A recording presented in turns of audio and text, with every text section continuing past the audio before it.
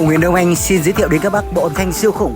Vâng, bộ âm thanh này bao gồm một cặp loa Squier Vega AT15, một loa bass 40, hai loa chung, một loa tép và có tinh chỉnh. Cặp loa đẹp xuất sắc này đang được phối ghép với combo Denon đầu 1650 và âm ly 890DG. Với thiết kế như thế này, các bác có thể nghe đa dạng các loại nhạc rất hay, rất chất lượng. Chọn bộ âm thanh này đang được bán tại trung tâm Hùng Huyền Đông Anh với giá là 57 triệu.